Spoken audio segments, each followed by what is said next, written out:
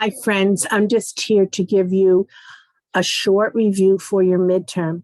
If you look at my portal, you will find two review sheets.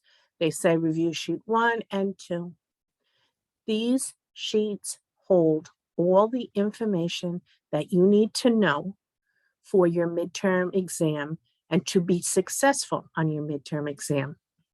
Last week's lesson will not be on the exam, all right? I'm going to take time out just to give you a quick review for some of the information that you will find to help make sure that it's clear to you. Your midterm will be 20 questions. They are multiple choice. There is only one correct answer for each question. When you look at the exam and you take it, make sure that you click the completed button, okay? Because as soon as you click that, the system will grade your exam for you. You have a week to complete it. If you are experiencing any problems or difficulties taking the exam, please call the school and someone will walk you through it, all right? So let's look at this.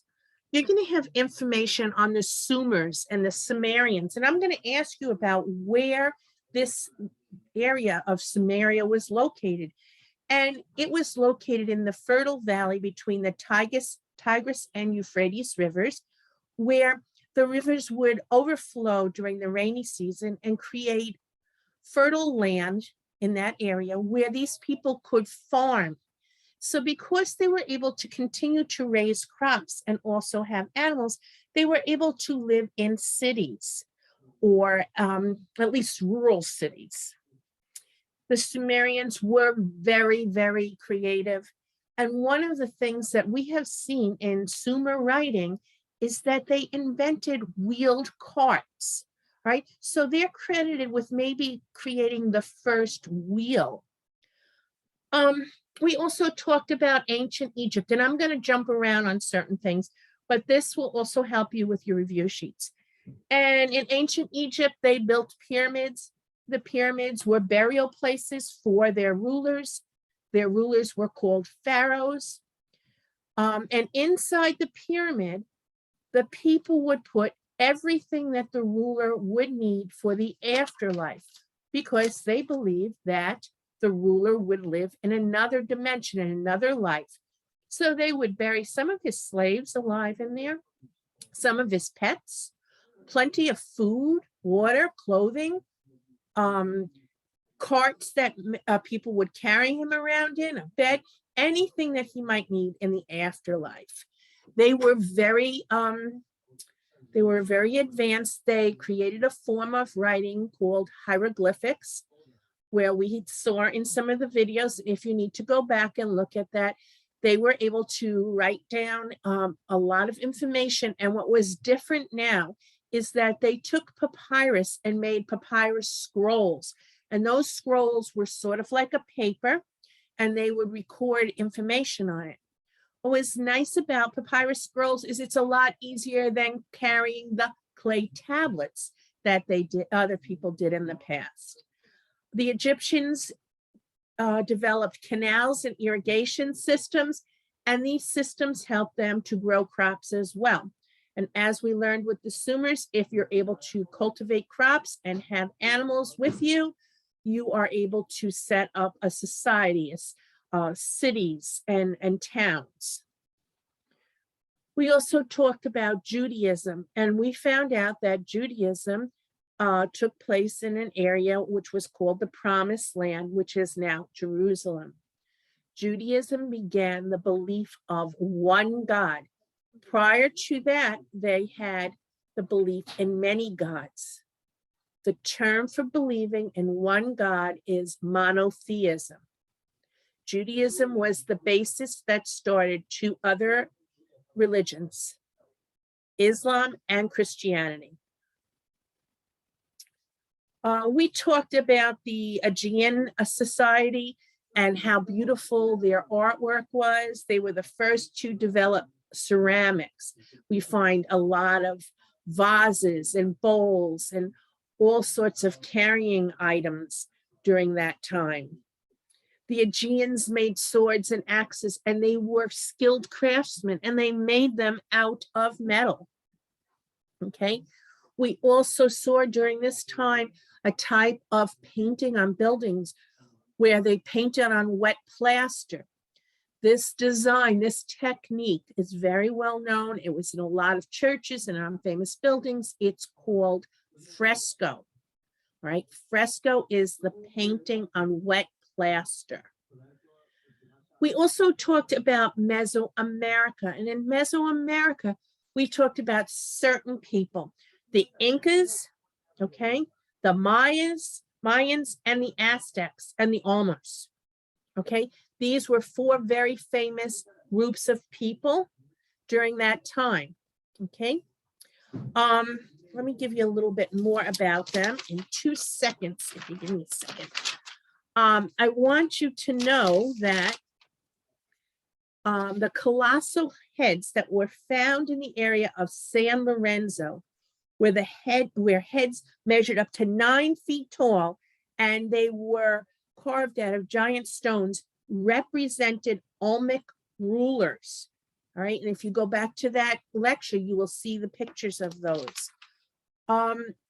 Also, the Incas attached a lot of value to gold. They believed that gold was the tears of the gods. Okay, the more affluent, the richer you were, the more gold you had. The Aztecs built pyramids around the same time the Egyptians did. Their pyramids did look different.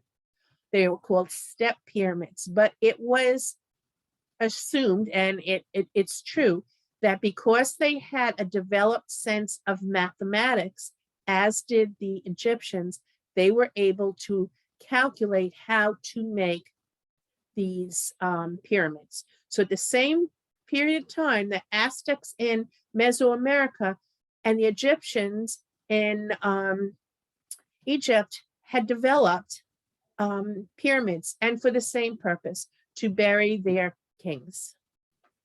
All right. In Mesoamerica, the people were hunters and gatherers. They lived in permanent villages. The reason why is they had enough food source there to provide them without having to go travel and look for more food, okay? And Mesoamerica was a historical and cultural region in the southern part of North America and most of Central America. Okay, so that was our discussion, the highlights of our discussion from Mesoamerica. Then I have a couple other things that I'd like to touch with you. Greece, we talked a lot about Greece, and Greece was formed by a series of city-states. Each city-state could govern itself. That meant that some were very strict, others and were ruled only by a ruler, where others were ruled by people, where there were elections. The four most powerful cities that we had talked about were Athens, Sparta, Olympia, and Thebes. Olympia is where the first Olympics took place. Okay. It is believed that Hercules came from Thebes. The second Greek diaspora took place when Greece became overpopulated. What do I mean? There were too many people for that area. So people started to voyage out from Greece into surrounding areas like France and Spain, Italy, Africa, and the Middle East. What do they get from the second diaspora? They get cultural ideas from other areas. They learn about different foods. They learn about different trades. They can trade what they have, where they came from, with people who live in another area, different foods, different types of maybe woven bowls, as opposed to maybe some other kind of clay bowls. they could trade back and forth, and that's how trading began. So this second diaspora created a new knowledge, okay, a new knowledge of the areas around and further out from where these people were living. Remember that the Greeks at that time did not call themselves Greeks. They called themselves Hellenistic, okay? Hellenistic, not Greeks, Hellenistic. Remember that they were 4 very fierce warriors. Remember, we saw the picture where all the soldiers had these big spiked swords, and they stood really close to each other, and they held the spikes out like this so that the enemy couldn't run up to them and kill them. All right, and the second line of soldiers held their spears straight up. So if they did manage to push into the first line, they would be pushed forward and they would fall over and spear themselves on the second line. That was called the phalanx, all right? Phalanx, okay? That was used to protect them in battle. We also talked about 3 philosophers. The first 3 philosophers were Aristotle, Socrates, and Plato. Their readings are still read today. We also spoke about Alexander the Great, who was a fierce warrior and conquered many lands. And when he would conquer different places, he would call the cities Alexandria after himself because he was so great. And one of the famous cities of Alexandria is in Egypt. He marched into Egypt, and when he did, and he took over that area, he claimed himself as a pharaoh. So not all pharaohs had to be Egyptians, okay? And when he would conquer an area, this was called Hellenization. Remember, because they didn't call themselves Greeks, they were Hellenistic. When Alexander the Great would walk in and conquer areas, he was doing Hellenization. All right, so let's see what else I have for you. So let's talk about ancient Rome. Ancient Rome was very advanced, okay? They developed the Latin alphabet. The Latin alphabet and Latin language is the root, the start, the base of all Romance languages, such as Spanish, French, and Italian, okay? And even in English now, you will see Latin roots and then suffixes or prefixes on words. So that was very important. They also did Roman numerals, like X, I, V, that kind of numbering. They cared about social welfare, concern about each other. The social welfare was the Roman baths, so you could cleanse yourself and be more healthy. The Roman calendar, very much like our calendar. Infrastructure, you hear about infrastructure on the news all the time. Infrastructure means the buildings of roads. So in Rome, we saw the huge aqueducts and the viaducts and the roads that still, many of which portions remain. And they were also known for their law and their order. Okay, so they set up a set of laws for people to follow. When we see architecture that's made of tiny little tiles put together in different colors to form a pattern or a picture, this is called mosaic. We see this today. It's very pretty. Tiles of different colors put together to form a picture or a pattern. That's called mosaic. And ancient Rome existed for 1,000 years. That's a long time, don't you think? Let's see what else we would do. I don't remember if I said anything, but the Aztecs were known to be really fierce. Remember, we talked about human sacrifices. They would kill human beings in order to please the gods. So they were very, very, very fierce. Let's see what else I have for you. One of the other things I want to talk to you a little bit about is Christianity. Remember that Constantine I, The Emperor Constantine I became a believer in Christianity, and because he was moving through other areas and conquering it, he was spreading Christianity. He was the first to spread Christianity. And why was it important at the time? Well, Rome was beginning to decline and crumble, and there was chaos, confusion, all right? People were looking for something to hold on to, something steady. And Christians and Christianity provided order and unity at a time when it was needed. Remember, the basis of Christianity is that it's monotheism. They believe in one God.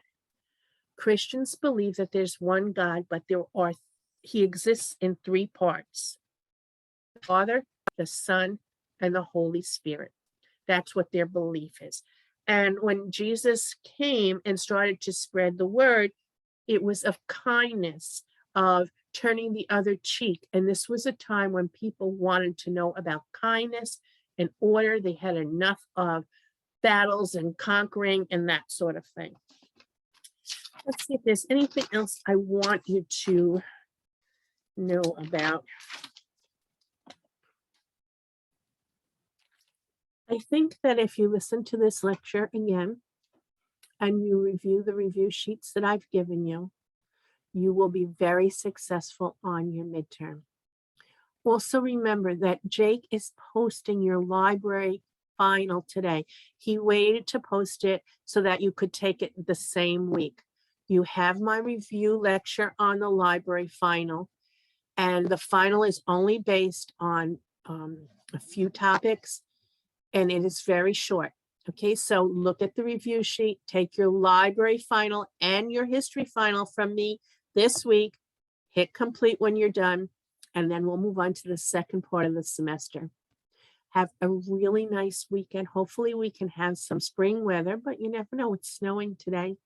And again, if you have any questions or problems or concerns, please contact us and we'll be glad to help you. Have a nice weekend. Bye.